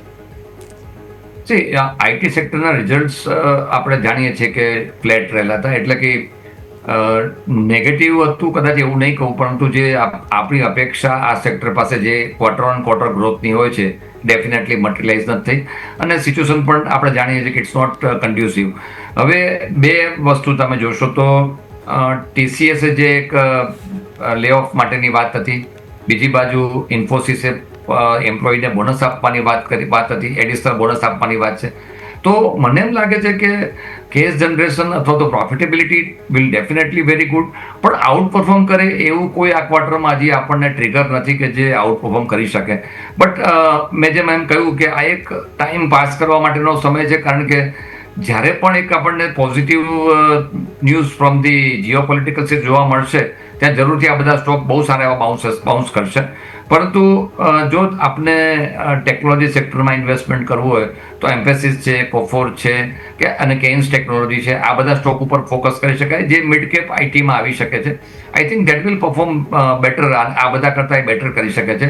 અને TCS, વિપ્રો અને ઇન્ફોસિસ આજે આપણે ટ્રાયો કહીએ છીએ એમાં ઇન્ફોસિસ જરૂરથી મને બેટર લાગી રહ્યો છે કે એનું જે રીતે ફિનાન્શિયલ્સ છે that are looking very promising અને જે નવી કંપની એક્વાયર કરી રહી છે, ઓર્ગેનિક ગ્રોથ કરી રહી છે, તો આઈ બિલીવ કે Infosys will do definitely better. એટલે ઓવરઓલ સિનેરિયો ચેલેન્જિંગ છે, એમાં આપણે કોઈ નેગેટિવ નથી કહેતા, પરંતુ આવા સમયમાં જે સિટ્રસ કંપનીઓ પોતાના પ્રોફિટેબિલિટીને મેન્ટેન કરે છે, આઈ થિંક એ પણ એક રિમાર્કેબલ કહી શકાય. સો વ્યૂ ન્યુટ્રલથી પોઝિટિવ છે, એટલે એકદમ જમ્પ નથી કરતો કે એકદમ સારું થઈ જશે, બટ આ સેક્ટર એટલું ખરાબ પરફોર્મ નહીં કરે, અને મિડ કેપ આઈટી માટે મારો વ્યૂ પોઝિટિવ છે. જી બિલકુલ. તો ઓવરઓલ અહીં આપણે વાત થઈ આઈટી સેક્ટર કે જેમાં ખાસ કરીને તમારો ફોકસ હોવું જોઈએ. આજના દિવસે તમે જો ઇવન ઓટો સેક્ટર છે એ પણ માર્કેટને સારું લીડ કરી રહ્યું છે. આઈસર મોટર્સ જો નિફ્ટીના ટોપ ગેનર્સમાં 3% મજબૂતી, મારુતિ તમે જો અહીંયા પણ 2.5% અહીંયાથી મજબૂતી જોવા મળી છે. હીરો મોટોકોર્પ તમે જો અહીંયા પણ સતત તેજી જોવા મળી રહી છે, 5,000 ઉપર સ્ટોક ટકી રહ્યો છે, 0.5% મજબૂતી છે. બોસ તમે નજર કરો અહીંયા પણ 1% મજબૂતી, અને અશોક લેલેન્ડમાં પણ આજે સારી ખરીદારી જોવા મળી છે. વેચવાલે નો ડાઉટ હતું, પરંતુ મધ્યસન સુમી છે, MRF છે, ભારત ફોર્સ છે, મહિન્દ્રા એન્ડ મહિન્દ્રા કે જેમાં આજે આપણને વેચવાલી જોવા મળી છે. સર એક વખત ઓટો સેક્ટરનો રિવ્યૂ લઈ લઈએ, અને ખાસ કરીને મારે મારુતિની તો વાત કરવી છે, કારણ કે આજે સ્ટોકમાં નવા રેકોર્ડાઈ બની રહ્યા છે. અને આપણે ગુજરાતમાં પણ મોદી સાહેબ આવ્યા છે, તેમણે જે એમનો જે EV પ્લાન્ટ છે એમને પણ અહીંથી ઝંડી બતાવી, અને સ્ટોકમાં આ બાજુ જોઈએ તો આપણને નવા રેકોર્ડ હાઈની ઝંડી જોવા મળી છે. બીજી વસ્તુ, એક ઓલા ઇલેક્ટ્રિક પણ મારે વાત કરવી છે ટુ વ્હીલર સેગમેન્ટ, પરંતુ અહીંયા પણ EV સાથે જોડાયેલું છે. અહીંયા પણ સર સમાચાર હતા કે એમને અહીંયાથી જે ટોટલ PLI સર્ટિફિકેશન માટે અહીંથી સર્ટિફિકેશન મળ્યું કે જેન 3 સ્કૂટર પોર્ટફોલિયો માટે, અને હવે આ જે સર્ટિફિકેશન મળ્યું એનાથી એમને અહીંયાથી એલિજિબલ થશે ઇન્સેન્ટિવ માટે 13 થી 18% સુધીના 2028 સુધી. સર એક વખત સર ઓલા ઇલેક્ટ્રિક, કારણ કે ત્યાં પણ જોઈએ તો થોડું રિવર્સલ સાઇન જોવા મળી રહી છે, તો હવે સર તો જે થોડીક હેલ્ધી સાઇન જોવા મળી રહી છે તેનાથી સર નવું એડિશન કરવું જોઈએ કે નહીં પોર્ટફોલિયોમાં, પહેલો ક્વેશ્ચન. બીજી વસ્તુ, મારુતિમાં નવા રેકોર્ડ હાઈ જોવા મળે છે, હજુ પણ લાગે છે મજબૂતી જોવા મળે સર? સૌપ્રથમ તો ઓટો ઇન્ડસ્ટ્રીની જ્યારે એક જનરલ વાત કરી લઈએ આપણે, ઓટો ઇન્ડસ્ટ્રીમાં દેર ઇઝ ઓલ પોસિબિલિટી કે જે 28%ની GST છે એ 18% થાય પૂરેપૂરી શક્યતા છે. અને EVમાં તો આઈ થિંક 5% GST છે, એટલે એમાં કંઈ ઝીરો થાય એવી શક્યતા નથી, પરંતુ ડેફિનેટલી જે કોમ્બિનેશન IC એન્જિન છે એના માટે જરૂરથી એક પોઝિટિવ ન્યૂઝ ગણી શકાય. પર્ટિક્યુલરલી જ્યારે આપણે આ ચર્ચા કરતા હતા કે ટેરિફની કેટલી ઇમ્પેક્ટ આવશે, પણ ટુ વ્હીલર સેગમેન્ટ જરૂરથી સારું લાગી રહ્યું છે. TVS મોટર મને બેટર લાગી રહ્યો છે. એટલે આજે તમે જોશો તો આ બધા જ કંપનીઓમાં જે આપણને એક અપવર્ડ મુવમેન્ટ જોવાય છે, ઇવન ઓટો ઇન્ડસ્ટ્રીમાં પણ આપણને બેટર દેખાઈ રહ્યું છે. That is because of the rationalisation of duty. આપણી પ્રોડક્ટ ઇન્ટરનેશનલ લેવલે કોમ્પિટિટિવ બને એના માટેના પૂરેપૂરા પ્રયત્ન થયા છે, અને એ જો કોસ્ટ ઓફ પ્રોડક્શન વધશે તો આપણી કોમ્પિટિટિવનેસ વધશે. એ જે પ્રયત્ન મેં શરૂઆતમાં પ્રિએમ્બલમાં કહ્યું હતું એ આપણે રિફ્લેક્ટ થઈ રહ્યું છે. As far as Maruti is concern, Maruti માટે હું ઓલવેઝ બુલિશ રહ્યો છું. કારણ એક જ છે, કંપની ઝીરો ડેટ છે, અને આજના તો સ્પેસિફિકલી જ્યારે ગ્રાન્ડ વિટારા એમને EV લોન્ચ કરી છે, આપણા પ્રાઇમ મિનિસ્ટર સાહેબ પણ આમાં ત્યાં હતા, હાજર હતા અને કરી છે. અને અપાર્ટ ફ્રોમ ધેટ જે હાઇબ્રિડ માટેના જે પાર્ટ્સ છે એ પણ મેન્યુફેક્ચરિંગ આ પાર્ટ્સમાં થવાના છે. થર્ડલી 70,000 crores investment over a period of 4 to 5 years કરવાના છે, અને 100 દેશમાં આ વ્હીકલ એક્સપોર્ટ કરવાના છે. તો મારુતિ માટે તો ફંડામેન્ટલ ઘણા સ્ટ્રોંગ થઈ જશે, કારણ કે EV Vitara will definitely well accepted in the market. એટલે એવરી ડિક્લાઇન મારુતિ માટે મારો વ્યૂ પોઝિટિવ છે. આજે ડેફિનેટલી લાઈફ ટાઈમ હાઈ ચાલી રહ્યો છે, પણ એમના ફંડામેન્ટલ ઘણા સારા ઇમ્પ્રૂવ થઈ રહ્યા છે. So view is absolutely positive. As far as Ola Electric is concern, યોમિક આ એક સેગમેન્ટ એવું છે કે આપણે જોતા આવ્યા છીએ કે બહુ જ કોમ્પિટિટિવ છે, અને ખાસ કરીને ઇલેક્ટ્રિક ટુ વ્હીલર્સના સેગમેન્ટમાં કોમ્પિટિશન ખૂબ વધારે છે. પર્ટિક્યુલરલી ઓલા જ્યારથી આપણે પબ્લિક ઇસ્યુ આવ્યો ત્યારથી મેં એ વખતે ડેફિનેટલી નેગેટિવ વ્યૂ આપેલો હતો, અને આપણે સારા પ્રાઇસમાં ઇરોઝન પણ જોવા મળ્યું. આજની વાત કરીએ તો જે PLI માટેના સમાચાર છે એ કંપની માટે ઘણા પોઝિટિવ છે, અને મારા ખ્યાલથી જો હું ના ભૂલતો હોઉં તો ઓલા માત્ર ઇલેક્ટ્રિક વ્હીકલ બનાવે છે એવું નથી, બેટરીના જે સ્ટ્રેપ અને એ બધામાં પણ કંપની બહાર આવી રહી છે. તો મને એમ લાગે છે કે લોંગ ટર્મ વ્યૂ, આ શોર્ટ ટર્મ માટે નહીં, લોંગ ટર્મ વ્યૂ થોડો ઘટાડો આવે ત્યારે જરૂરથી લોંગ ટર્મ માટે ઇન્વેસ્ટમેન્ટ કરી શકાય, પણ એટલીસ્ટ આપનો વ્યૂ 1 વર્ષનો રાખવો જોઈએ. લોંગ બેક આ જ રીતે મેં જે ઝોમેટો છે એ રેકમેન્ડ કરેલું હતું, અને એ પછી જ્યારે કંપની પ્રોફિટેબિલિટીમાં આવી ત્યારે આપણે એક સારો સ્પોટ જોવા મળ્યો હતો. અત્યારે કંપની ખાસ જે આપણી ઓલા છે ઇટ ઇઝ મેકિંગ લોસ, પણ જે પ્રમાણે મેનેજમેન્ટની કોમેન્ટ્રી છે એ પ્રમાણે આવનારા ક્વાર્ટર્સ પછી કંપનીમાં ઇમ્પ્રુવમેન્ટ દેખાઈ શકે છે. તો લોંગ ટર્મ વ્યૂ તો જરૂરથી આપ ઓલા ઇલેક્ટ્રિક આપના પોર્ટફોલિયોમાં એડ કરી શકો છો, પણ શોર્ટ ટર્મમાં હજી પણ થોડું સ્ટ્રગલ કરે એવી શક્યતા છે. જી બિલકુલ. તો લોંગ ટર્મ પર્પસ માટે એડ કરી શકો, પરંતુ શોર્ટ ટર્મમાં હજુ પણ અહીંથી ઓલા ઇલેક્ટ્રિક થોડું પ્રોબ્લેમેટિક છે, અને જેમ સરે વાત કરી મારુતિ વ્યૂ પોઝિટિવ છે, અને સાથે સાથે આપણે વાત કરી ઓટો ઇન્ડસ્ટ્રી. પરંતુ વાત કરતાં કરતાં તમે જુઓ તો અત્યારે માર્કેટ નવા લો બનાવી રહી છે. જેમ અસીમ સરે પણ શરૂઆતમાં કીધું કે આજનો જે ઘટાડો છે એ હજુ પણ થોડુંક ચિંતાજનક છે અને જે અત્યારે આપણને ક્લોઝિંગમાં પણ જોવા મળે છે 24,711ના નવા લો આપણને બનતા જોવા મળે છે. સેમ વે તમે જો ગઈકાલ જેવું થઈ રહ્યું છે. ગઈકાલ પણ શું છેલ્લા અડધો કલાકમાં તમે જો લો પર લો બનાવે અને લો બાજુ જ તમે ક્લોઝિંગ થયું હતું. સેમ વે તમે જો આજે પણ તમને જોવા મળ્યું છે. બેંક નિફ્ટી 54,500 તોડી રહ્યું છે, 54,448 લો બનાવી રહ્યું છે અને આજનું તમે જોશો ને તો મેઇન પેનિક આપણને મિડ કેપ અને સ્મોલ કેપમાં પણ જોવા મળ્યું છે. ત્યાંથી તમને પેનિક થોડું વધારે જોવા મળ્યું. મિડ કેપ 100 1.5% નીચે અને સ્મોલ કેપ 100 તમે જુઓ તો ત્યાં 2% સુધીની વેચવાલી જોવા મળી છે. એટલે તમે જો સ્ટોક સ્પેસિફિક પણ આજે બધાના પોર્ટફોલિયોમાં લાલ નિશાન વધારે જોવા મળશે. એટલે સ્વાભાવિક છે કે પેનિક કંઈક ને કંઈક તો જોવા મળી રહ્યું છે.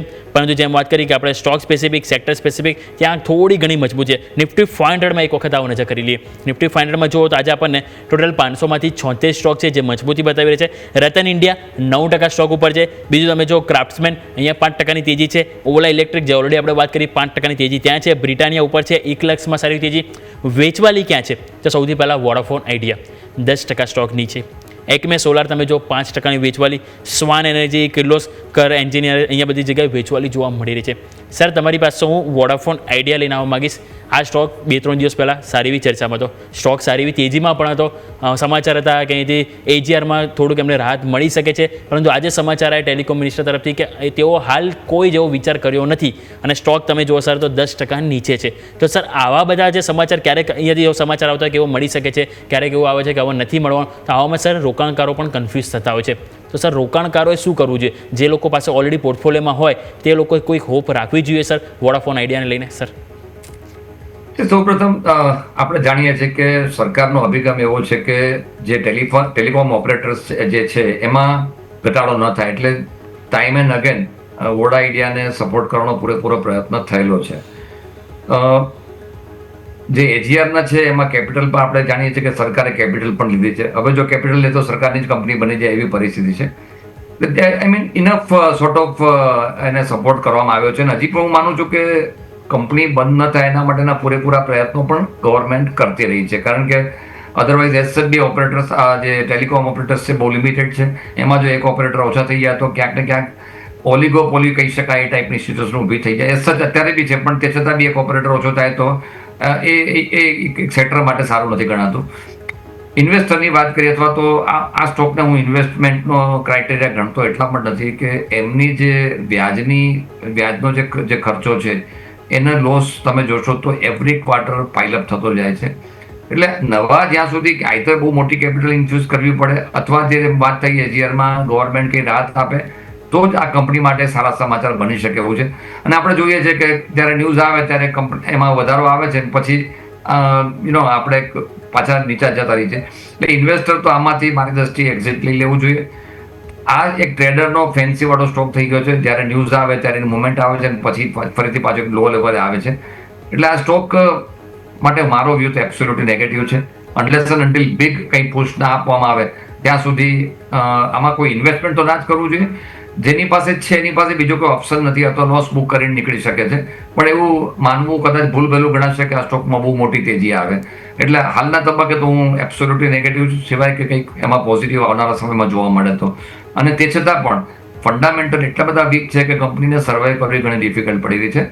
So view is negative. જી બિલકુલ, તો વ્યૂ નેગેટિવ છે હાલ વોડાફોન આઈડિયા માટે. સર જેમ તમે વાત કરી કે હાલ વ્યૂ નેગેટિવ છે, કોઈ ફંડામેન્ટલ મજબૂત નથી. હવે કોઈ રોકાણકારને અહીંથી એક્ઝિટ કરવી બી હોય તો સર શિફ્ટિંગ માટે તેઓ ભારતીય એરટેલ ઓપ્શન અહીંથી સિલેક્ટ કરવો જોઈએ સર? જે એક તો આ સ્ટોકનો પ્રાઇસ એટલો બધો ઇરોડ થઈ ગયો છે. ભારતીય એરટેલ સર્ટનલી બેટર કંપની છે કારણ કે આપ જોશો તો એના આરપુ વધી રહ્યા છે, ઇન્ટરેસ્ટનું બર્ડન ઘટી રહ્યું છે. બીજી બાજુ આફ્રિકન ઓપરેશન્સ પણ ઘણા સારા છે. ભારતી માટે પણ જ્યારે સમય મળે જ્યારે આપણને તક મળી ત્યારે મેં આ સ્ટોક રેકમેન્ડ કરતો આવ્યો ઘણા વર્ષોથી. View is absolutely positive as far as Bharti is concern કારણ કે ભારતીના ફંડામેન્ટલ બહુ જ સારા છે. અને જેમ હમણાં વાત કરી એ પ્રમાણે ટેરિફ પણ વધે એવી શક્યતા છે આમાં ટેલિકોમના, તો આરપુ ફરીથી વધે એવી શક્યતા છે. Definitely Bharti Airtel looks really very promising. જી બિલકુલ. તો ઓવરઓલ આપણે વાત કરી ટેલિકોમ સેક્ટર, ખાસ કરીને વોડાફોન આઈડિયા, ભારતીય એરટેલ, જે આપણા શોકોની નજર હોવી જોઈએ. બીજું તમે જુઓ તો આજે આપણને વેચવાલી એક જોવા મળી, સાઈ લાઈફ સાયન્સ પણ આપણે ખાસ કરીને નજર કરવું જોઈએ, કારણ કે અહીંયા પણ સમાચાર હતા બ્લોક ડીલના. એમના જે ઓલરેડી ઇન્વેસ્ટર હતા TPGSCI, કે જેમણે અહીંયાથી હિસ્સો વેચ્યો બ્લોક ડીલ દ્વારા, ઓલમોસ્ટ 15% આજુબાજુ હિસ્સો એમણે અહીંયાથી વેચવાની યોજના હતી. સ્ટોક 5% હાલ નીચે જોવા મળે છે, 864 ઉપર અત્યારે હાલ આપણને કારોબાર કરી રહ્યો છે. સર એક વખત રિવ્યૂ લઈ લઈએ સાઈ લાઈફ સાયન્સીસ, આજે આપણને બ્લોક ડીલનો કન્ટેસ્ટન્ટ જોવા મળ્યો છે સર. કંપનીનું નામ ફરીથી કહેશો? જી સર, સાઈ લાઈફ સાયન્સીસ. કઈ line? Sai Life Sciences sir. Sai Life Yes. Science. યોગિક મને એના ફંડામેન્ટલ અત્યારે ધ્યાનમાં નથી, એટલે હું કદાચ એનું જી, બિલકુલ. પ્રોપર ઓપિનિયન નહીં આપી શકું. જી બિલકુલ સર, કશો વાંધો નહીં. તો આવો બીજું સ્ટોક સ્પેસિફિક નજર કરીએ તો આજના દિવસે આપણને નિફ્ટી 500માં કિર્લોસ્કર એન્જિનિયરિંગ જ્યાં વેચવાલી હતી, સીએટમાં પણ તમે જુઓ તો આજે વેચવાલી સાથે આપણને કારોબાર જોવા મળે. પરંતુ આવા માર્કેટમાં પણ તમે જુઓ 7 સ્ટોક એવા હતા જે નવા 52 હાઈ બનાવી રહ્યા છે. પહેલું જો વિશાલ મેગા માર્ટ, આ સ્ટોક તો આપણે જરૂરથી ચર્ચા કરીશું જ. 5.5% તેજી, પરંતુ 1 લાખ તમે જો 4.5% તેજી. આઈસર મોટર્સમાં સારી એવી તેજી જોવા મળે છે. ઓથમ ઇન્વેસ્ટમેન્ટ ફૂટસીમાં સમાચાર આવે છે કે એમનું ઇન્ક્લુઝન થવાનું છે. સ્ટોક ફરીથી તમે જો 2% ઉપર જોવા મળે છે. મારુતિ આપણે ઓલરેડી વાત કરી, ત્યાં નવા રેકોર્ડ હાઈ બનતા જોવા મળે. ઇવન નાયકા તમે જુઓ, અહીંયા પણ સારી એવી તેજી જોવા મળી છે. યુનો મિન્ડા તમે જુઓ, અહીંયા પણ ખરીદારી જોવા મળી છે. પરંતુ આજે ખરાબ વસ્તુ એ હતી, તમે જુઓ ટોટલ નિફ્ટી 500માં રોજ આપણને નવા રેકોર્ડ હાઈ બનતા જોવા મળે, પરંતુ આજે એક સાથે 6 સ્ટોક છે જે આપણને નવા 52 વીક લો બનાવતા જોવા મળી રહ્યા છે. પહેલો સ્ટોક જો આવાસ ફાઇનાન્સિયર્સ 3.5%ની વેચવાલી સાથે આજે આપણે 52 વીક લો બનાવતો જોવા મળે. જિંદાલ 100 તમે જો 3.5%ની વેચવાલી જોવા મળી છે. પ્રાજ ઇન્ડસ્ટ્રીઝ 5 સ્ટાર તમે જો, કોહેન્સ અને પેટ્રોનેટ LNG, આ બધા સ્ટોક છે કે જેમાં જ આપણને નવા 52 વીક લો બનતા જોવા મળી રહ્યા છે.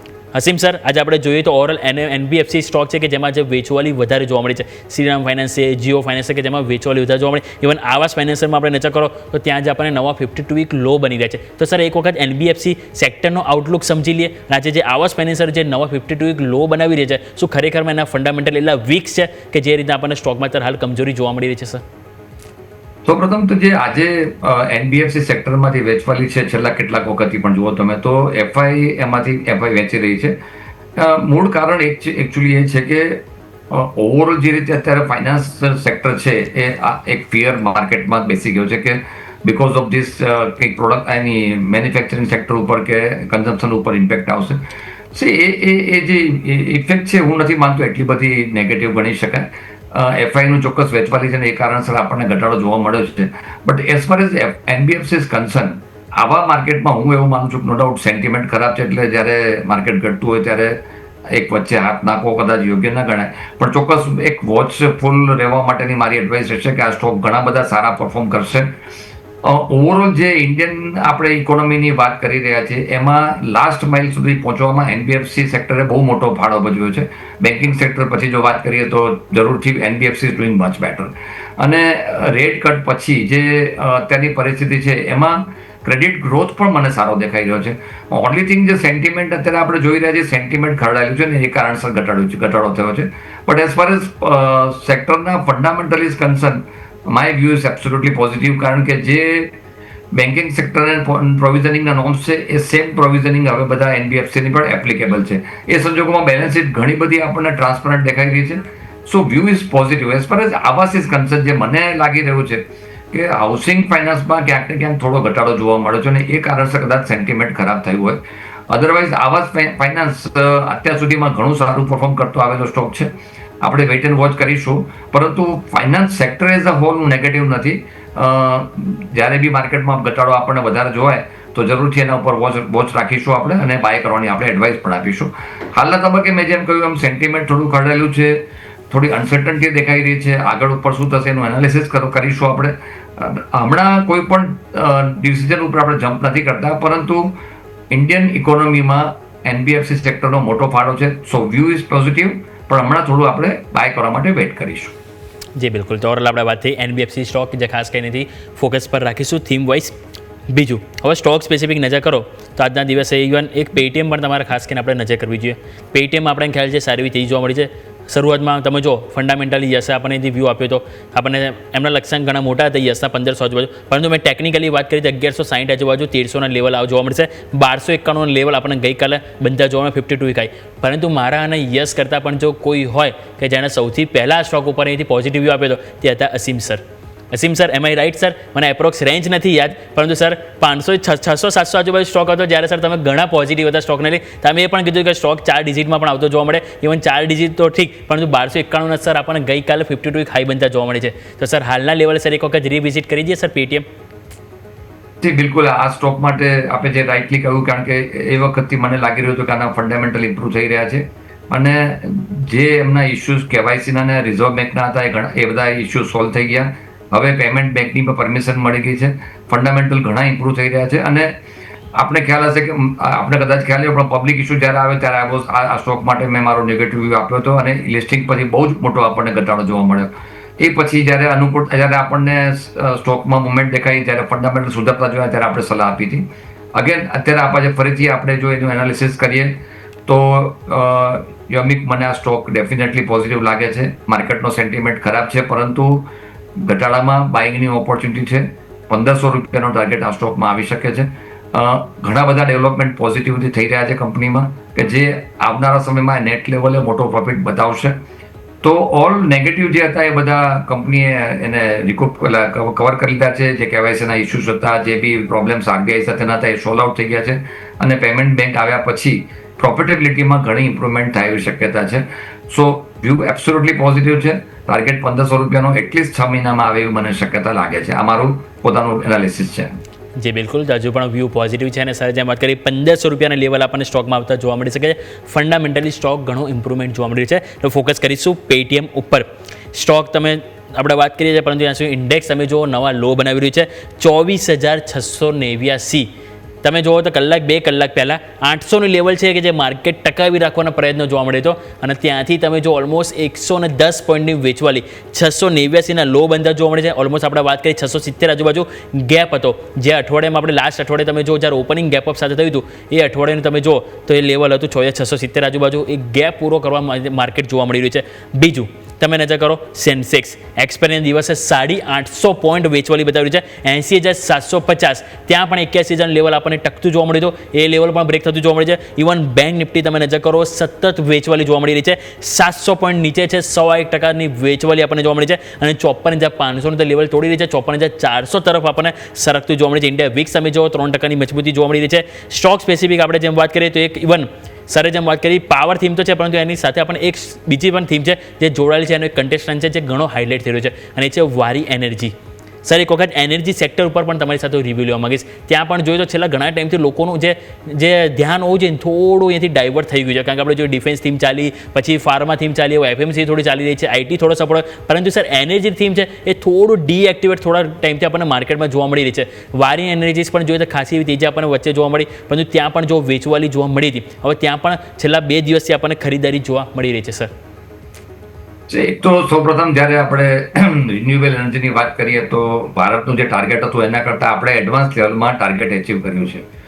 મેઇન વસ્તુ એ છે કે આપણે મતલબ ભારત દેશ જે અત્યારે મોટું ફોકસ છે આપણું ગ્રીન હાઇડ્રોજન ઉપર, અને ગ્રીન હાઇડ્રોજન માટે આપ જાણો છો પ્રમાણે નોન કન્વેન્શનલ એનર્જી એટલે કે રિન્યુએબલ એનર્જીનો ઉપયોગ થશે તો જ ગ્રીન કહેવાય. કારણ કે ગ્રીન એનર્જીનો જે કોન્સેપ્ટ અથવા ડેફિનેશન છે એમાં એ ખાસ ગણવામાં આવ્યું કે જે તમે હાઇડ્રોજન પ્રોડ્યુસ કરો એમાં જે એનર્જી હોય એ ગ્રીન એનર્જી વપરાયેલી હોવી જોઈએ.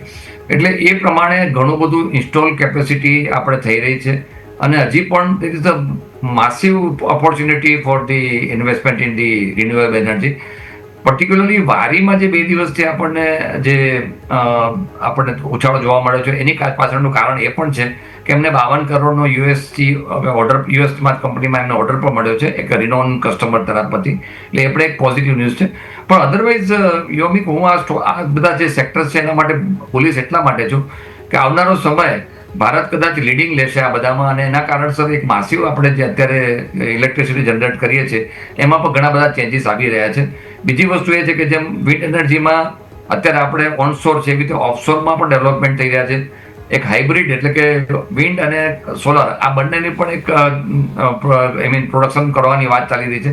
સો હજી ઘણું બધું ડેવલપમેન્ટ આવવાનું બાકી છે, અને હું માનું ત્યાં સુધી આપણે કોઈ આમાં પાછળ જોવા જેવું નથી લાગતું.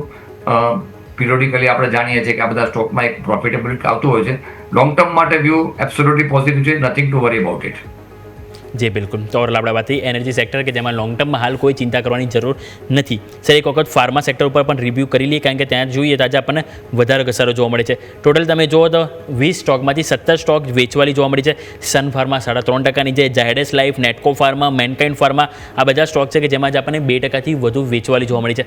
કારણ હતું ટ્રમ્પ સાહેબ અહીંયા પણ આવ્યા, કારણ કે અહીંયા એમણે જાહેરાત કરી કે યુએસમાં તેઓ ડ્રગની પ્રાઇસ છે એ 1400 થી 1500% સુધી અહીંયાથી ઘટાડી દેશે, એવું એમનું કહેવું. એકચ્યુઅલી કેલ્ક્યુલેશન કરી તેમણે કર્યું 1400-1500%, એ થોડુંક અહીંથી પ્રશ્ન છે. પરંતુ સર આ સમાચાર બાદ ફાર્મા સેક્ટર છે કે જે થોડુંક પેનિકમાં જોવા મળ્યું છે. તો સર અહીંયા પણ લાગે છે કે જે રીતે ગ્રેજ્યુઅલી આપણે એક્સપેક્ટેશન રાખી રહ્યા છે કે ટેરિફની પણ અસરો ધીરે ધીરે આપણે ભારતના માર્કેટ ઉપર ઘટશે, એ રીતે ફાર્મા સેક્ટર ઉપર પણ ધીરે ધીરે ગ્રેજ્યુઅલી ઘટાડો આપણને અહીંથી જે અસર છે એ ઘટતી જોવા મળી શકે સર. એક વસ્તુ ચોક્કસ છે કે આપણા જે ફાર્મા સેક્ટર છે એનું યુએસના માર્કેટમાં મોટો માર્કેટ છે અને એમાં કોઈ પણ જાતના ફેરફાર આવે તો સ્વાભાવિક રીતે આપણી કંપનીઓને ઇમ્પેક્ટ પડી શકે છે. પણ યોમિક, મારું એવું માનવું છે કે જ્યારે ફાર્મા સેક્ટરની આપણે ચર્ચા કરતા હોઈએ, US is definitely A bigger sort of consumer છે આપણી પ્રોડક્ટના. પરંતુ ત્યાં આગળ જો એ જે કોસ્ટ ઘટાડવાની વાત કરી રહ્યા છે, એટલે હવે આમાં સ્ટેટમેન્ટ માટે મારે કશું કહેવાનું નથી, કારણ કે એવરી ડે આપણને કંઈક નવા સ્ટેટમેન્ટ એઝ ફાર એઝ અવર અમેરિકન પ્રેસિડેન્ટના તરફથી આવતા હોય છે. એટલે મારું એટલું જ કહેવું છે કે જો એ એવું કરશે તો સ્વાભાવિક રીતે આપણા કોસ્ટ ઉપર ઇમ્પેક્ટ આવી શકે એવું છે. પણ ફર્ધર ડ્યુટી નાખે એવી શક્યતા હું ઓછી જોઈ રહ્યો છું. એટલે આ એક ફિયર ફેક્ટર જેને કહી શકાય માર્કેટમાં છે ને, એ કારણસર આપણને ઘટાડો જોવા મળ્યો છે. ઓફકોર્સ એની અસર નેગેટિવ આવી શકે છે, બટ બહુ માર્જિનલ ઇમ્પેક્ટ આવશે. એટલે હું બહુ નેગેટિવ નથી. મેં જેમ કહ્યું પ્રમાણે હજી આપણે થોડા દિવસ રાહ જોઈશું કે ખરેખર આની ઇમ્પેક્ટ કારણ ગણતરી કરવી પડશે કે દરેક કંપનીને કેટલી અસર આવી શકે છે. પણ આ બધાની વચ્ચે મેનકાઇન્ડ ફાર્મા છે અને ટોરન્ટ ફાર્મા છે, આ બધા સ્ટોક છે કે જેનું ડોમેસ્ટિક કન્ઝમ્પશન ડોમેસ્ટિક માર્કેટિંગ ઘણું સારું છે, એના પર ફોકસ કરી શકાય. પણ overall our pharmaceutical sector is more mature. એટલે એમ કહી શકાય કે આ બધી વસ્તુને વિસ્ટેન્ડ કરી શકશે. ઓફકોર્સ શોર્ટ ટર્મમાં એની ફિયર ફેક્ટર જ કામ કરી રહ્યું છે અત્યારે. જી બિલકુલ. તો આપણે ઓવરઓલ વાત થઈ ફાર્મા સેક્ટર કે જે આપણા સૌ કોઈનું નજર હોવી જોઈએ. થોડુંક સ્ટોક સ્પેસિફિક વાત કરીએ સર. એક લાસ્ટ સ્ટોક મારે તમારી સાથે વાત કરવી છે, એ છે Trent.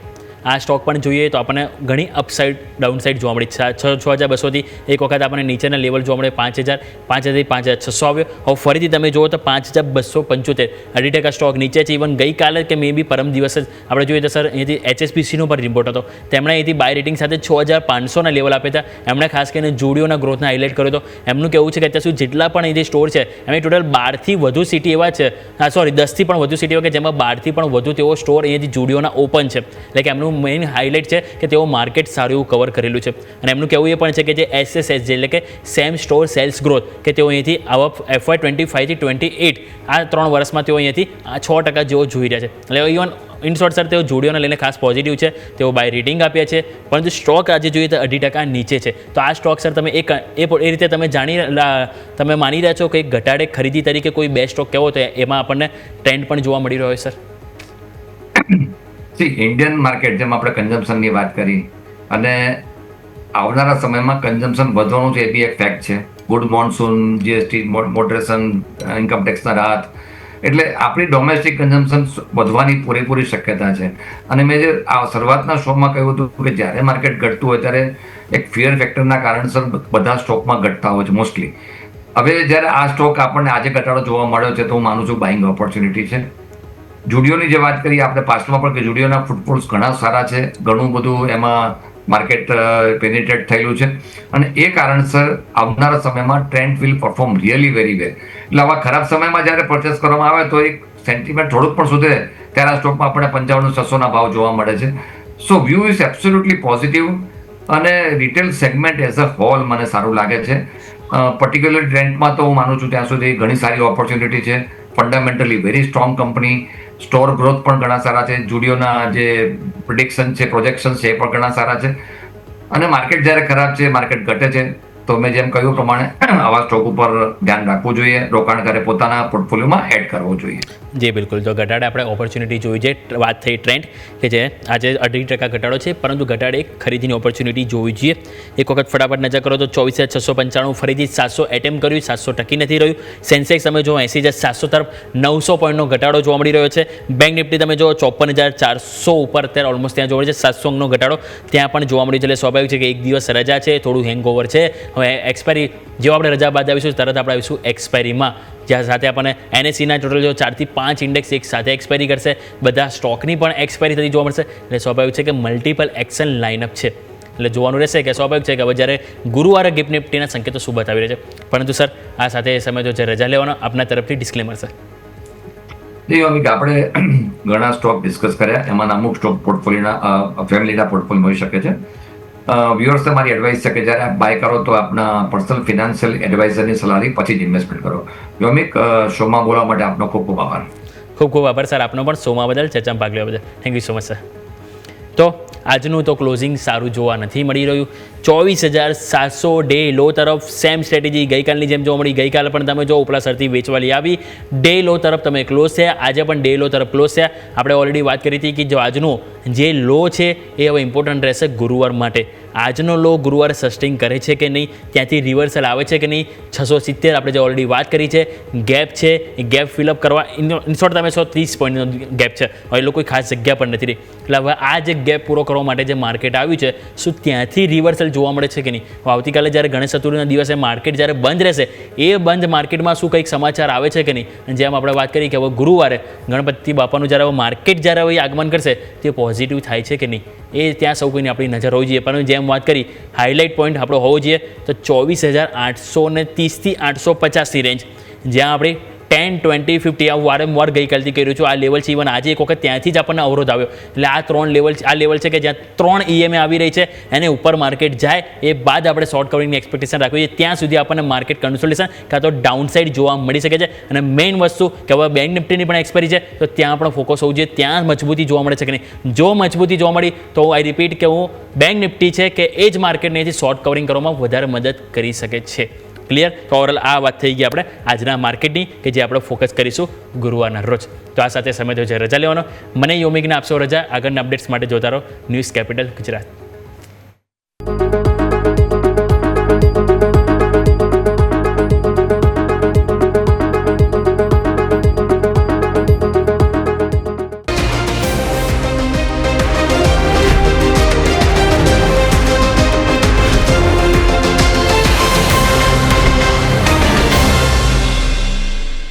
Presented by trade bulls. अब ट्रेडिंग सबके बस की बात है.